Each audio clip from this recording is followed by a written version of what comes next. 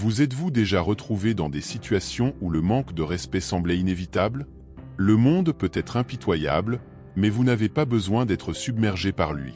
Plongeons dans la sagesse ancienne des stoïciens pour trouver la force au milieu du chaos moderne. Aujourd'hui, nous explorerons 10 leçons stoïciennes cruciales pour affronter le manque de respect avec détermination et calme.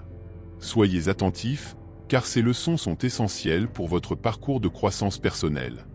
Préparez-vous à devenir invincible face aux adversités de la vie.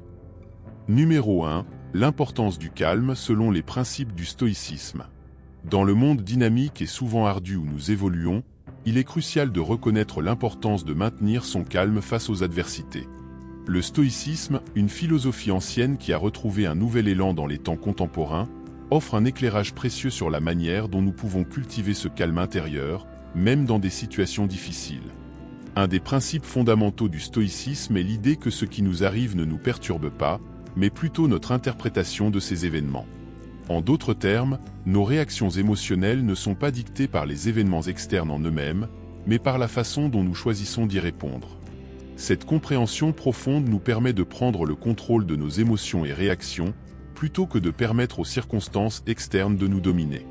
En particulier, le stoïcisme nous enseigne à garder notre calme face au manque de respect ou au comportement inapproprié des autres. En adoptant une perspective stoïque, nous comprenons que les actions des autres n'ont pas le pouvoir intrinsèque d'affecter notre état émotionnel, à moins que nous choisissions de le permettre. Plutôt que de réagir de manière impulsive ou de céder à la colère, le stoïcisme nous encourage à répondre avec sérénité et compréhension. Garder son calme face au manque de respect ne signifie pas tolérer les injustices ou accepter les comportements nuisibles. Au contraire, il s'agit d'exercer un contrôle sur nos propres réactions, en agissant de manière réfléchie et consciente. En agissant ainsi, nous préservons non seulement notre propre paix intérieure, mais nous pouvons également aborder les défis de manière plus efficace et constructive. Dans un monde où les interactions humaines peuvent être marquées par des tensions et des conflits, la capacité de garder son calme revêt une importance encore plus grande. En suivant les enseignements du stoïcisme et en cultivant la capacité de répondre avec calme aux provocations externes, nous renforçons non seulement notre propre résilience émotionnelle, mais nous contribuons également à la création d'un environnement plus harmonieux et compatissant autour de nous. Ainsi, face aux adversités de la vie quotidienne, rappelons-nous les paroles des stoïciens et cherchons à garder notre calme, reconnaissant que notre véritable pouvoir réside dans la façon dont nous choisissons de répondre aux défis auxquels nous sommes confrontés. Numéro 2. L'importance de l'autoréflexion et de l'auto-examen dans le stoïcisme. Dans le cadre du stoïcisme, une philosophie profondément enracinée dans la quête de sagesse et de vertu, la pratique de l'autoréflexion et de l'auto-examen émerge comme une pierre angulaire essentielle pour le développement personnel et l'amélioration morale.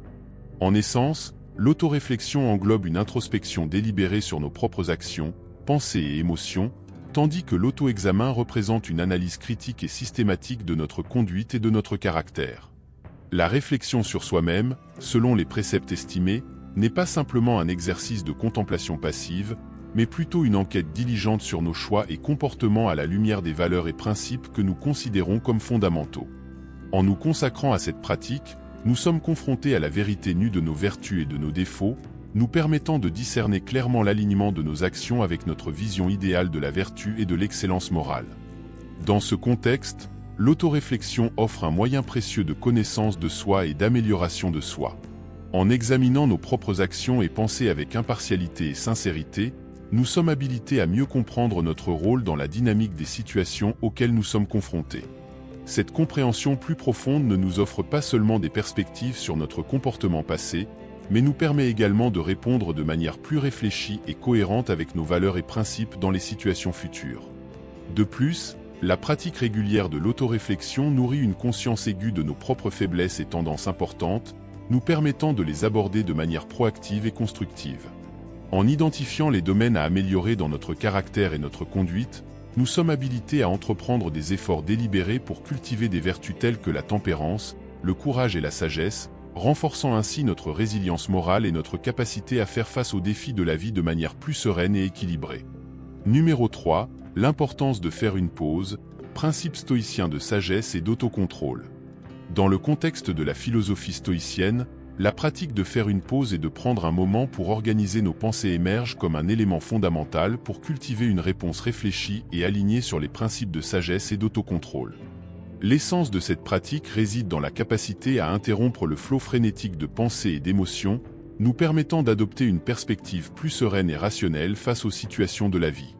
En nous engageant à faire une pause avant d'agir ou de réagir, nous nous accordons essentiellement un espace vital pour la réflexion et la contemplation.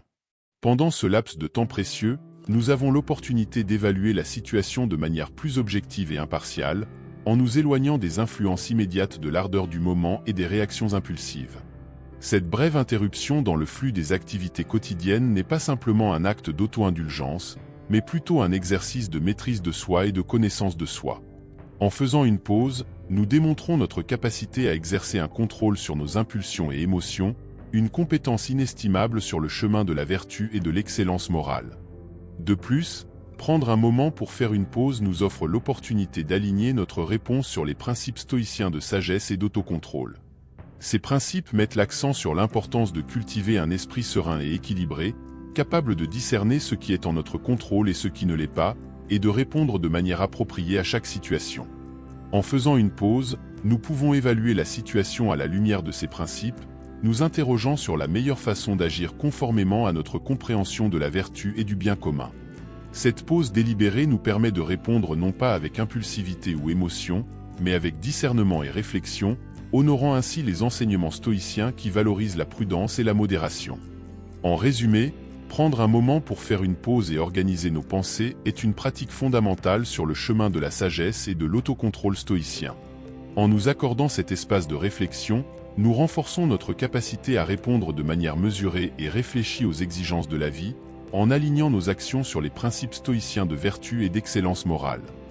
Numéro 4. L'importance de l'empathie, cultiver la gentillesse et le respect.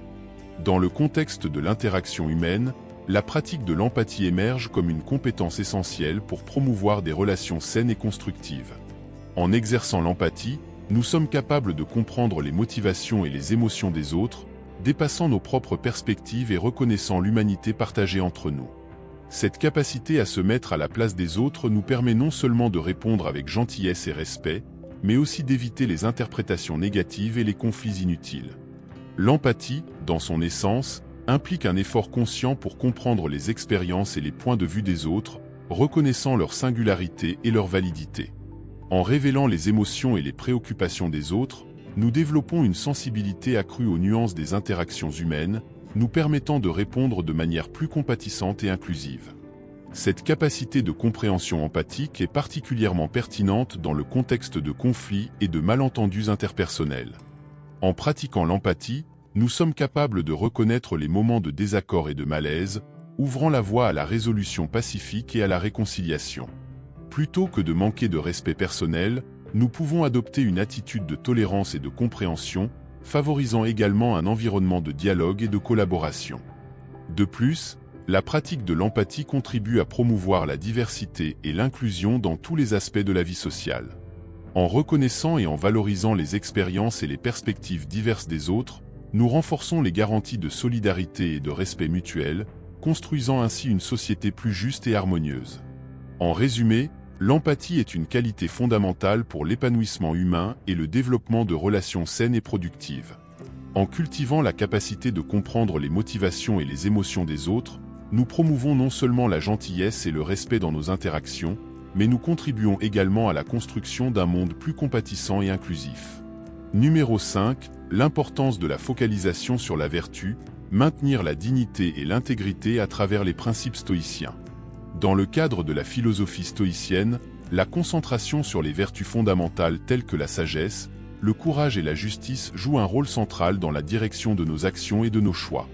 Cette emphase sur la vérité n'est pas seulement un code de conduite morale, mais aussi un guide pour améliorer la vie de sens et d'essence, indépendamment des circonstances extérieures. En nous engageant à cultiver et à pratiquer les vertus stoïciennes, nous nous habilitons à agir selon les valeurs les plus profondes, même face à des défis et à des adversités.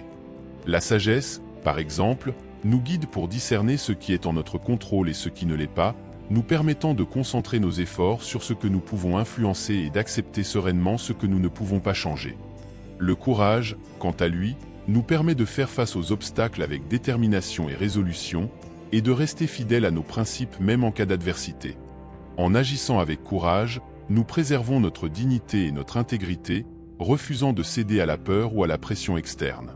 De plus, lorsque nous nous concentrons sur les vertus stoïciennes, nous cultivons une plus grande cohérence et consistance dans nos actions et nos comportements. Au lieu de nous laisser emporter par des impulsions momentanées ou des influences externes, nous cherchons à nous aligner avec les principes que nous considérons comme essentiels pour une vie significative et éthique. Cette focalisation sur la vertu renforce non seulement notre caractère individuel, mais contribue également à la promotion du bien commun et de l'harmonie sociale.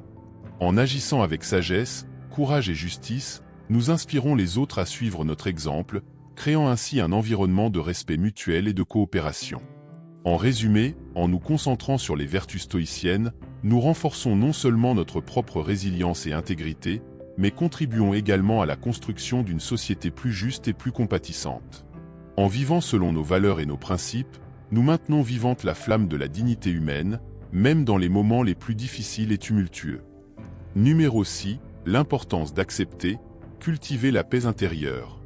Dans la philosophie stoïcienne, l'acceptation joue un rôle crucial dans la quête de la tranquillité et de l'équanimité intérieure.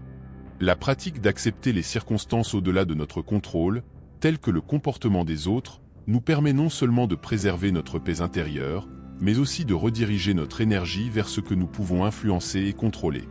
En embrassant les limitations, nous reconnaissons la réalité inévitable selon laquelle nous ne pouvons pas toujours façonner les événements externes ou le comportement des autres selon nos désirs. Cette acceptation n'implique pas la passivité ou la résignation, mais plutôt une posture de sérénité face aux inévitabilités de la vie. En acceptant le manque de respect comme faisant partie intrinsèque de l'expérience humaine, nous sommes capables de transcender les sentiments de colère et de ressentiment qui surgissent souvent en réponse à des comportements injustes ou offensants. Au lieu de nous laisser submerger par ces émotions négatives, nous choisissons de diriger notre attention vers ce qui est en notre contrôle, notre propre réponse aux situations. Ce changement de focalisation nous permet d'agir avec sagesse et discernement, plutôt que de réagir impulsivement aux provocations externes. En nous concentrant sur ce que nous pouvons contrôler, comme nos propres attitudes et choix, nous renforçons notre autonomie et notre résilience émotionnelle, préservant ainsi notre paix intérieure au milieu des adversités. De plus, la pratique de l'acceptation ne signifie pas la passivité face aux injustices ou aux comportements inappropriés. Au contraire, en acceptant la réalité telle qu'elle est, nous nous donnons les moyens de répondre de manière plus efficace et constructive aux situations difficiles, en recherchant des solutions créatives et en promouvant la justice et l'équité. En résumé, embrasser l'acceptation est un outil puissant pour cultiver la paix intérieure et la résilience émotionnelle. En acceptant les choses au-delà de notre contrôle et en nous concentrant sur ce que nous pouvons influencer, nous libérons le poids du ressentiment et de la colère, nous permettant de vivre avec plus de sérénité et d'harmonie. Numéro 7, l'utilité de l'humour dans la réponse au manque de respect, promouvoir l'équilibre émotionnel et des résultats positifs. Dans la confrontation au manque de respect, l'humour se révèle être un outil efficace et puissant, capable de contribuer significativement au maintien de l'équilibre émotionnel et à la promotion d'interactions plus harmonieuses. En utilisant l'humour comme réponse au manque de respect, nous sommes capables de désamorcer des situations conflictuelles, de réduire la tension émotionnelle et de favoriser un climat de compréhension mutuelle. L'humour, lorsqu'il est utilisé de manière appropriée et respectueuse, a le pouvoir d'atténuer la gravité des situations, nous permettant d'aborder le manque de respect avec une perspective plus légère et détendue. En répondant avec des commentaires spirituels ou des blagues bien intentionnées, nous pouvons détourner l'attention de la négativité et la diriger vers des aspects plus positifs et constructifs de l'interaction. De plus, l'humour nous permet d'exercer un plus grand contrôle sur nos propres émotions et réactions. Au lieu de céder à la colère ou à l'indignation face au manque de respect, nous pouvons choisir de répondre de manière créative et humoristique, préservant ainsi notre dignité et notre intégrité émotionnelle. Cette capacité à garder son sang-froid même face à la provocation est fondamentale pour promouvoir un environnement de dialogue respectueux et constructif. De plus, l'utilisation de l'humour comme réponse au manque de respect peut créer des résultats plus positifs et pacifiques dans les interactions interpersonnelles. Au lieu d'alimenter un cycle d'hostilité et de confrontation, l'humour ouvre la voie à l'empathie et à la compréhension mutuelle, permettant la résolution de conflits et le renforcement des liens de communication et de coopération. Cependant, il est important de souligner que l'utilisation de l'humour doit être exercée avec sensibilité et discernement, en tenant compte du contexte et des sensibilités des personnes impliquées. Les blagues ou les commentaires inappropriés peuvent avoir l'effet contraire, exacerbant le manque de respect et causant plus de tort que de bien. En résumé, l'humour se présente comme un outil puissant dans la réponse au manque de respect, en fournissant un équilibre émotionnel, en favorisant des résultats plus positifs et en contribuant à la construction de relations interpersonnelles plus saines et harmonieuses. En incorporant l'humour dans nos interactions, nous démontrons notre capacité à relever les défis avec légèreté et créativité, enrichissant ainsi notre expérience humaine. Numéro 8. Le pouvoir du pardon, libérer les émotions négatives et cultiver la paix intérieure. Dans le cadre des interactions humaines, le pardon émerge comme une vertu fondamentale, capable de promouvoir non seulement la réconciliation entre individus, mais aussi le bien-être émotionnel et psychologique de celui qui pardonne. Choisir de ne pas pardonner n'est pas seulement un acte de générosité envers les autres, mais aussi un cadeau que nous nous offrons à nous-mêmes. Le pardon, en ce sens, représente un voyage de guérison et de libération, nous permettant de transcender les émotions négatives qui nous emprisonnent et de cultiver un sentiment de paix intérieure et de tranquillité. En choisissant de pardonner, nous relâchons délibérément le poids du ressentiment, de la colère et de l'amertume que nous portons souvent à l'égard des transgressions d'autrui. Ces émotions négatives nous blessent non seulement émotionnellement, mais peuvent aussi affecter notre santé mentale et physique, sapant notre qualité de vie et compromettant nos relations interpersonnelles. Le pardon, quant à lui, offre un puissant antidote à ces émotions toxiques, nous permettant de lâcher prise sur le passé et de continuer avec un sentiment renouvelé de légèreté et de liberté. En pardonnant, nous ne sommes pas nécessairement en train d'absoudre les actions de ceux qui nous ont blessés, mais plutôt de choisir de ne pas permettre à ces actions de continuer à nous blesser. C'est un acte de compassion envers soi-même, où nous reconnaissons notre propre dignité et valeur, indépendamment des actions des autres. De plus, le pardon nous permet de cultiver une plus grande compréhension et empathie envers les autres, reconnaissant l'humanité partagée qui nous unit. En comprenant que nous sommes tous faillibles et susceptibles de commettre des erreurs, nous devenons plus capables de laisser de côté les jugements et les ressentiments, et de nourrir des relations basées sur la compassion et le respect mutuel. Il est important de souligner que le pardon n'est pas un processus instantané ou facile. Parfois, il peut nécessiter un effort conscient et continu, en particulier dans les cas plus profonds et graves. Cependant, les bénéfices émotionnels et psychologiques résultant de ce processus valent l'investissement, offrant un sentiment de guérison et de renouveau qui transcende les cicatrices du passé. Le pardon est un précieux don que nous nous offrons à nous-mêmes, nous permettant de libérer les émotions négatives et de cultiver une paix intérieure durable. En choisissant de pardonner, nous promouvons non seulement la réconciliation et l'harmonie dans les relations interpersonnelles, mais nous renforçons également notre propre résilience émotionnelle et bien-être psychologique. Le pardon est donc un acte de courage et de maturité émotionnelle, qui nous place aux commandes de nos propres vies. En choisissant de pardonner, nous prenons une décision consciente de ne pas permettre aux blessures du passé de continuer à nous définir ou à dicter notre avenir. Au lieu de cela, nous choisissons de nous libérer du fardeau du ressentiment et de l'amertume, ouvrant ainsi la voie à la croissance personnelle et au renouveau spirituel. Numéro 9. Changer de perspective, l'utilisation de la perspective comme outil de résilience. Dans le cours des interactions humaines et des vicissitudes de la vie, il est indéniable que nous sommes confrontés à des situations qui mettent à l'épreuve notre notion de respect et de dignité. Cependant, adopter une perspective élargie et consciente peut être un outil précieux pour atténuer les impacts négatifs du manque de respect, nous permettant de maintenir une vision équilibrée de notre propre valeur et bonheur. En utilisant la perspective comme une lentille à travers laquelle nous interprétons les événements, nous sommes habilités à considérer le manque de respect comme un phénomène éphémère et circonstanciel, incapable de miner notre véritable valeur intrinsèque. Cette approche nous permet de dissocier notre estime de soi et notre sentiment d'accomplissement des éventuels épisodes de manque de respect, renforçant ainsi notre résilience émotionnelle. De plus, adopter une perspective élargie nous permet de rediriger notre énergie vers des aspects plus significatifs de nos vies.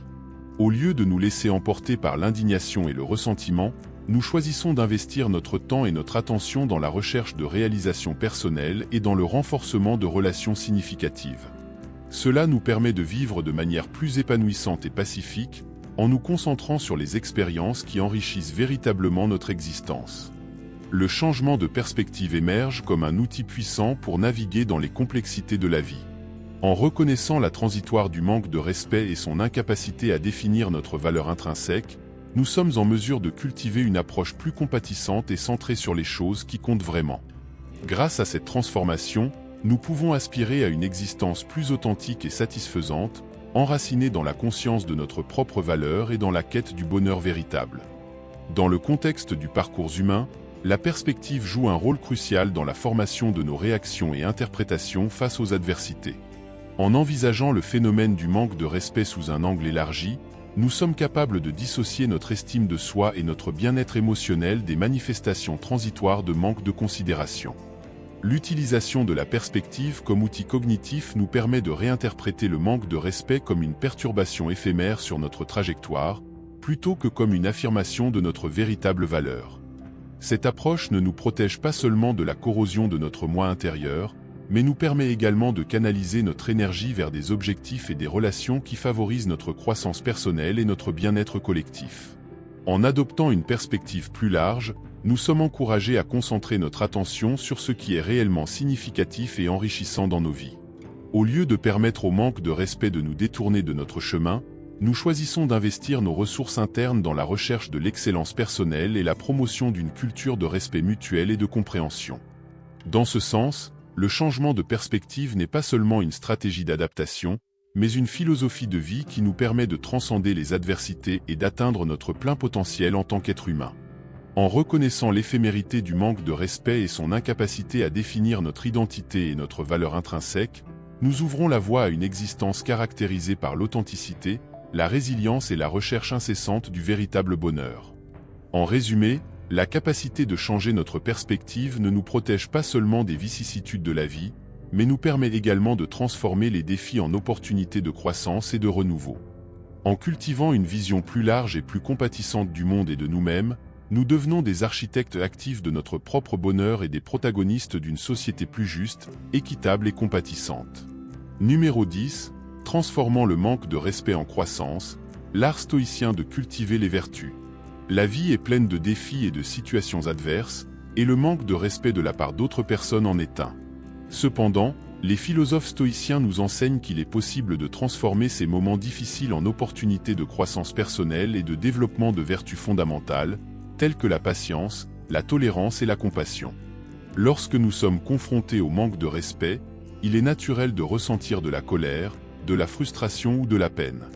Cependant, les stoïciens nous rappellent que nos réactions émotionnelles sont largement déterminées par notre perception des événements et non par les événements eux-mêmes. Par conséquent, au lieu de réagir de manière impulsive, nous pouvons choisir d'adopter une perspective plus sereine et rationnelle.